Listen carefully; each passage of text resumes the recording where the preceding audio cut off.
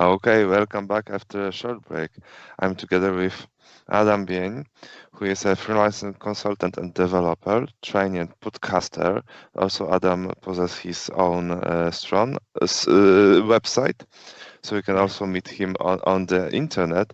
And Adam will tell us about cloudy patterns for enterprise Java. And as always, at the end, we will make a short Q&A session. So don't wait till the end of the presentation. Just post your question on the chat and we will make from them a Q&A session. So, Adam, the stage is yours. Oh, perfect. The questions actually you can ask whenever you like. You don't have to wait because Mateusz said he will read the questions with a delay. So welcome to JavaConf. So this is the conference which is completely wrongly spelled, right? This should be with J, but it's also okay. This is Java. And yeah, the cloudy patterns is some ideas what I do in projects. And if I mention the ideas in projects or Java user groups or conferences, people are surprised. There's actually something like this is working well. So let's start. So this is if you use the QR code, you will find basically a website with links. So as Mateusz said, I even have a website. So this website points to GitHub, Twitter, Blue Sky, and Discord channel. This basically it is just a collection of links. So I like really Java. I use Java all the time. Currently in all my projects, Java 21. I think there is no more Java 17 or 11 projects or Java 21 everywhere. I use Java 17, then skipped everything to Java 21. And there's a podcast, the AHEX FM. So we're covering various stuff from Kubernetes to serverless. It's just fun. So I invite people and to talk about various things. And if you have any questions left, there is a AHEX TV first Monday of the month. I'm answering questions where you can ask on a GitHub gist or in Discord or Twitter, ping me, and I will try to discuss the topic you are interested in. That's the deal. So, okay, and the cool story is there's a daily shorts in Java. So if you go to my short channel, you will find 30 seconds, between 60 or 30 and 60 seconds Java code snippets where I get inspired in my projects and then I post daily shorts. So it's just fun actually. Okay, there's the Discord channel if you're interested. And now, yeah, forgot about that. So there's the I also give from time to time workshops, and they are right now AWS, but I think next year I will also do some Java 21 and microprofile stuff just without clouds. Okay. So I actually started Java in 1995. And we had to build everything from scratch. So this is why it was true DevOps. And yeah, and now the first slide with content. What's interesting is that Java is actually very well suited for the cloud. So I have this slide on all my presentations because people still are stunned that this is the case. This is like a study from Google. Google was one of the participators, but you can download a study. And what you see is that Java is number 5 according to energy consumption. So right ahead Ada, it is even better than Swift, Go, and C#, the other languages, which is interesting. And what's even more interesting, that Java is 35 times better than JRuby or Ruby or Python, and way better than Perl. So and the same is true for the performance, actually. So you see, this is the energy consumption, and this is the performance. And this is a little bit more interesting because if something is fast, it is usually cheap in the cloud. So Java is not, it's actually, it's doing really great. So there's the first is C is the fastest than Rust, C++, Ada, and Java. And where Java does not that well is memory consumption. So for instance, Pascal, interestingly, is 6 times better than Java. So if you would like to save memory in the cloud, so just have to use Pascal, Turbo Pascal maybe. No, just kidding. It doesn't actually matter for serverless because you will see in a second, you have to buy with RAM CPUs. So to have one CPU, you have to go with 1769 RAM on Lambda to have one CPU. So and if you run Quarkus, which I will do in a second, you get you can run Quarkus with 80 megs of RAM. So you have plenty of spare RAM in the cloud actually. So money talks. What does it mean? Motivation of the talk is the following. So what this is the calculator, the AWS calculator. What you see is 2 transactions per second entire month, 2 GB of RAM, so a little bit more than 1 CPU, and you will pay it 15 euro a month. So this is, you say, okay, two transactions per second is not much, but this is day and night the entire month. So, and this is a plenty for, I think, even for a startup, because startup would, I think it will have no peaks. If something happens, you have lots of traffic and then you have no traffic. So it will average over the month. But particularly interesting for enterprise applications, where I spent my time, is this, because what this means is that most of the enterprise projects can basically run for free because they don't have 2 transactions per second.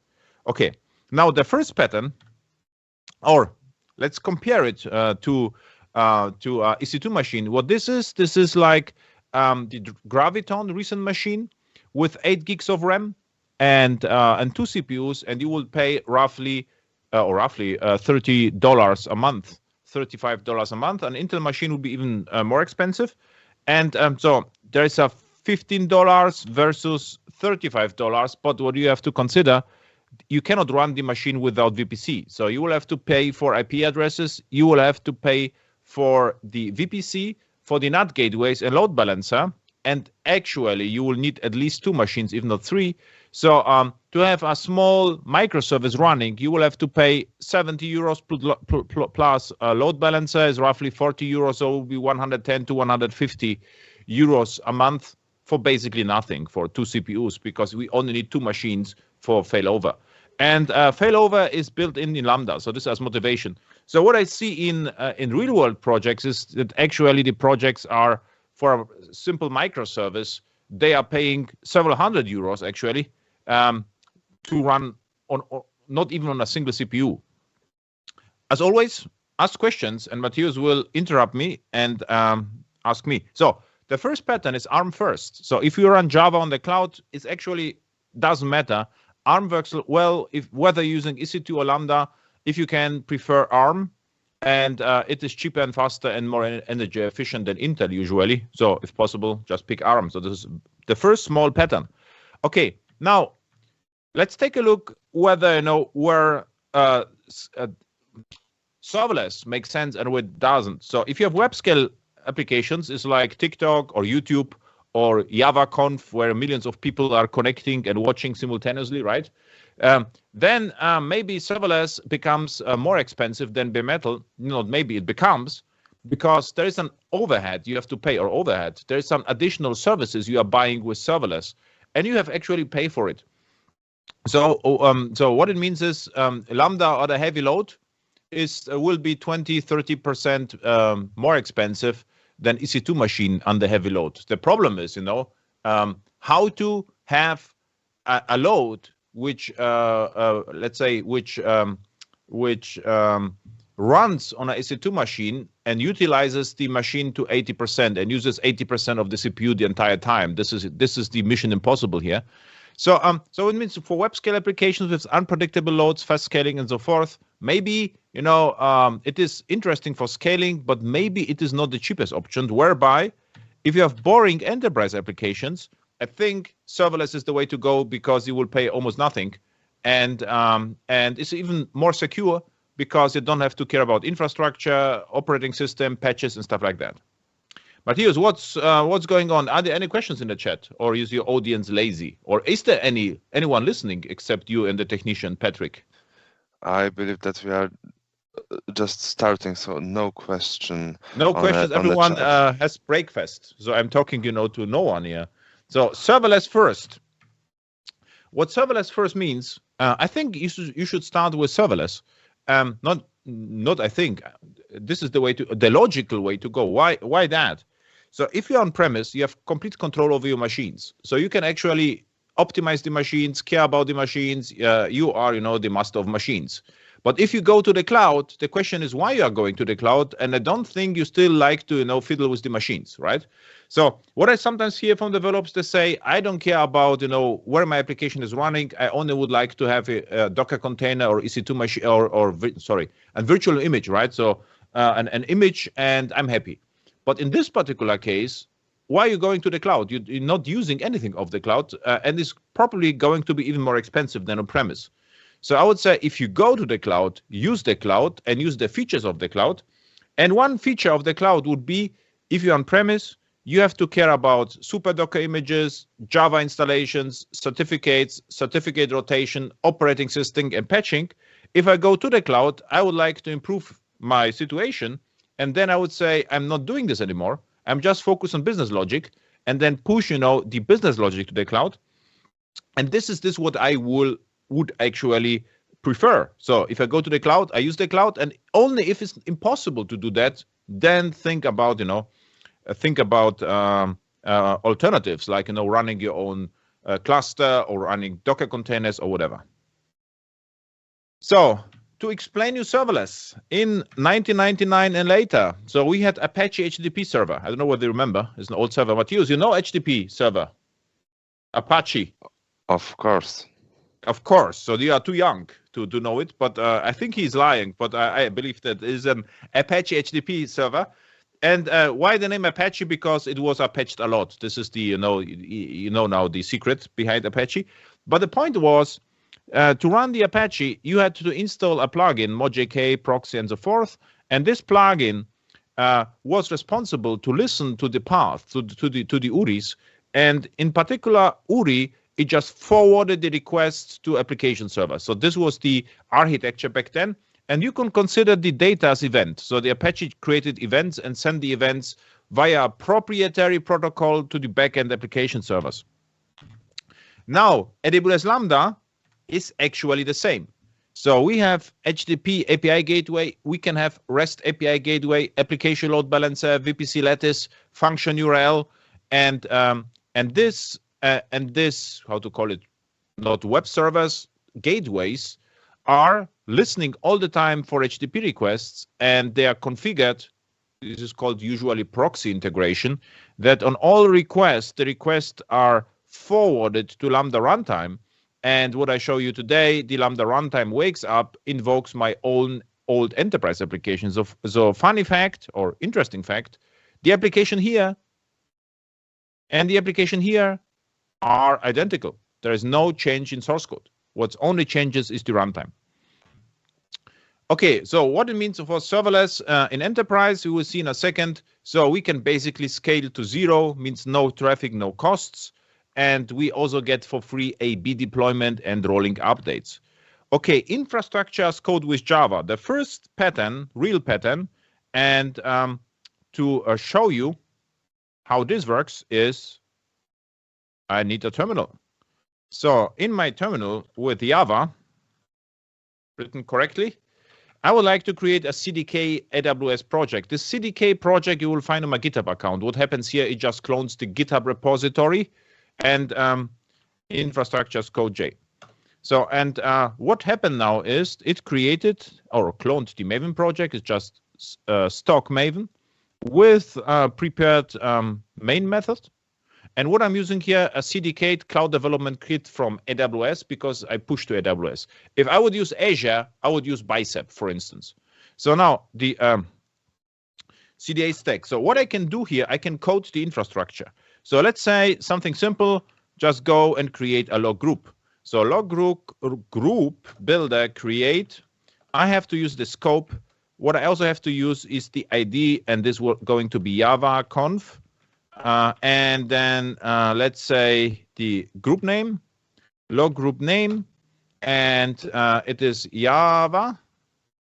I have to be careful how to spell Java correctly, and build. Now the cool story is you can say, okay, now what? But the interesting part is log group.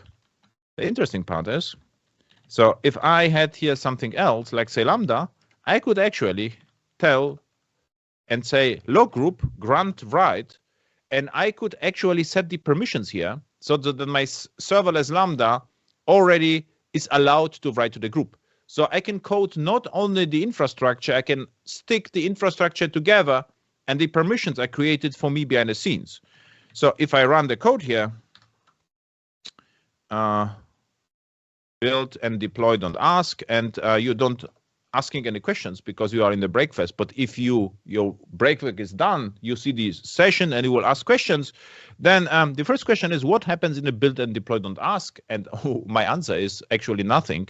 So if you take a look what happens here, it is the clean and package and CDK deploy. This is what happens. So first the infrastructure is built and then deployed. Now, so it happened. So, and what I can do is I can go here and say, and ask for the log group. As you can see, the Java log group is created, and I should be able to see that in CloudWatch logs. As you see, this is the CloudWatch log group, but there's nothing there. But what I did right now, I created on the fly a log group. I coded that. And of course, if I change the name and rebuild this Java conf, let's say this is Java, like that. And if I rerun the code, it will decide whether the log group can be renamed. And this is interesting. I never tried actually to rename the log group.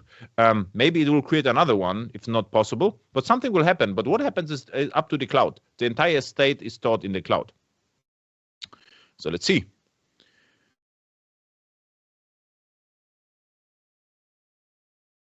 And see what happened. So you reload it. And there, oh, this is what I suspected. So there is the new one is Java and Java because it was, it is sometimes if you're dealing with tables or S3 buckets, it is too dangerous to delete the stuff. So it created just another log group and refer to that. So I could use it and I will have to delete it manually afterwards. Okay, so first pattern done. Infrastructure, code the infrastructure.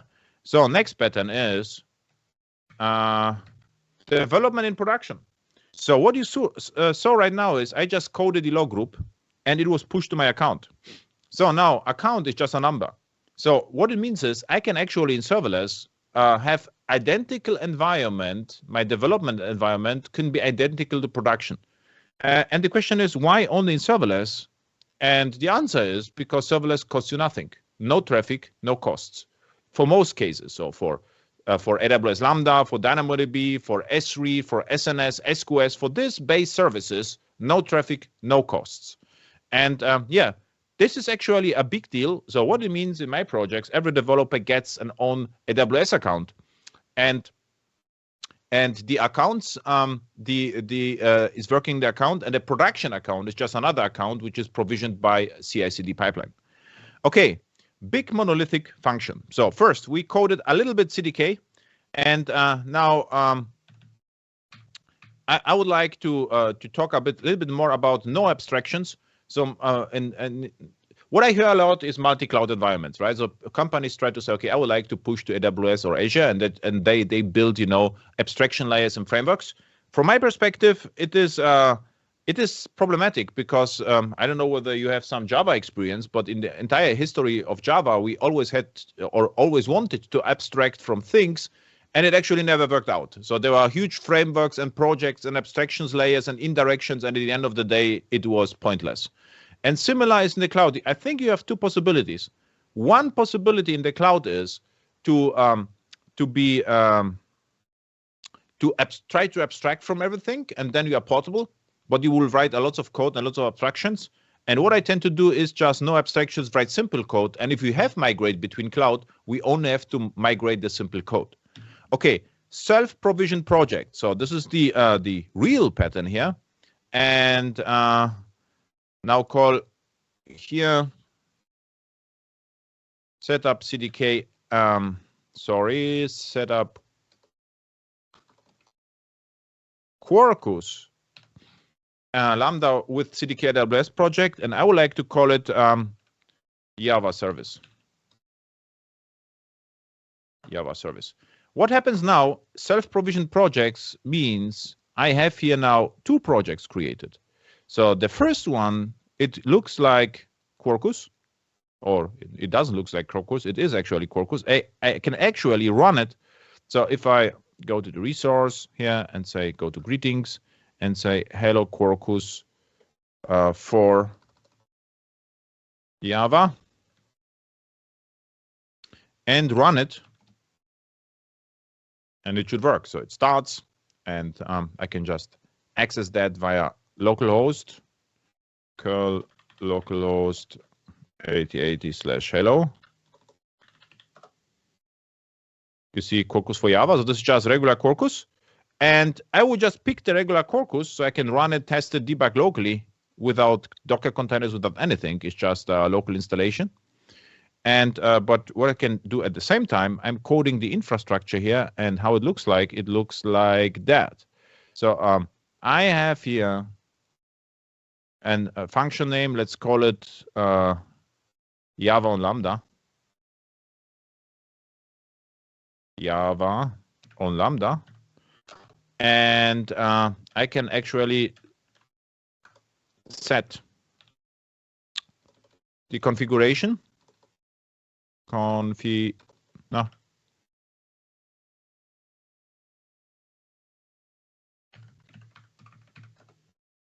Configuration, and then set a map with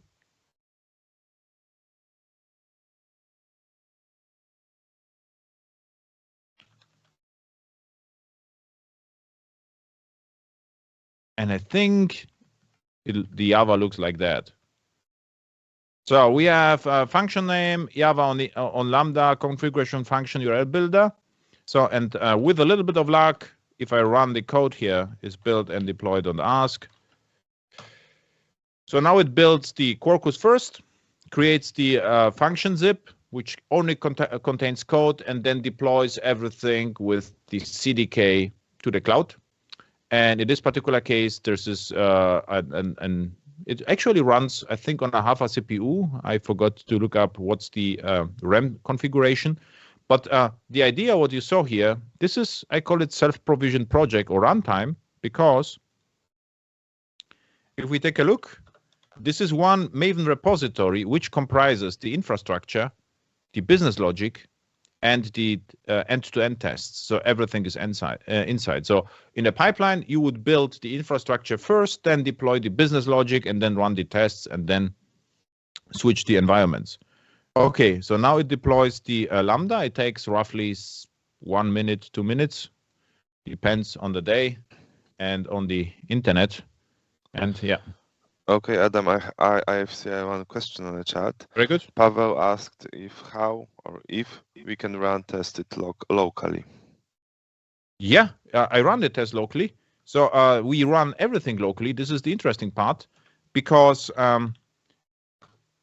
so I run now. So the Quarkus is just a Quarkus. So now it was absolute cold start in 3 seconds.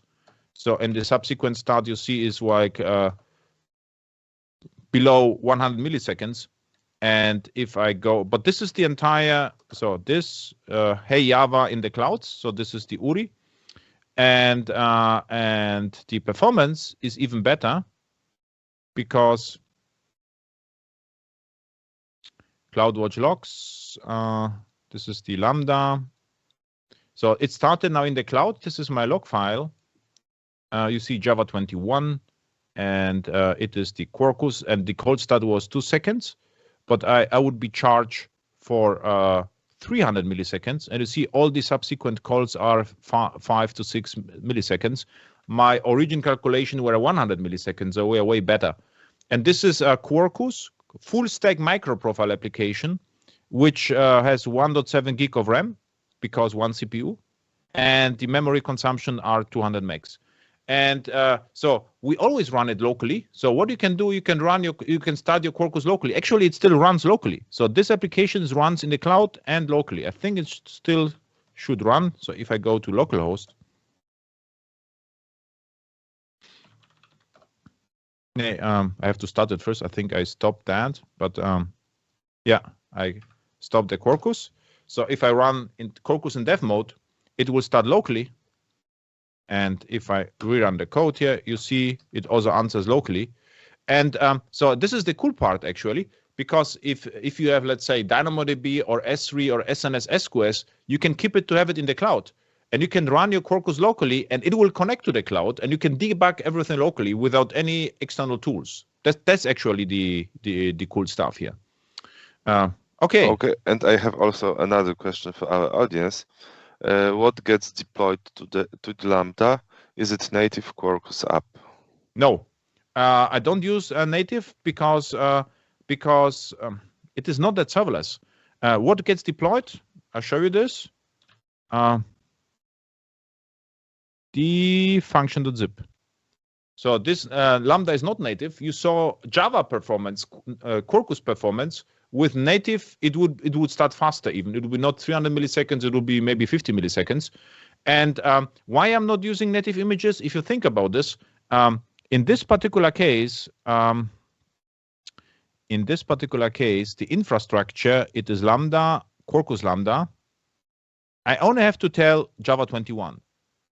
And you see, I can choose between ARM and Intel. I usually choose ARM, except for Snap Start. It is not even Snap Start. It's not crack. It is just a stock JVM, Java 21. So I'm not shipping Java 21. I'm just telling AWS, please use Java 21. And the cool part is AWS patches Java 21 for me. If I would build a native image, I'm in charge of building the image. I have to build, update, and patch the image. So it is less serverless than this approach. So I'm usually not running native images in production in the cloud. For serverless, on-premise, in private clouds on OpenShift or Rancher or Kubernetes installations on private clouds, we always use native images to reduce the memory consumption. Any other questions, Matthias?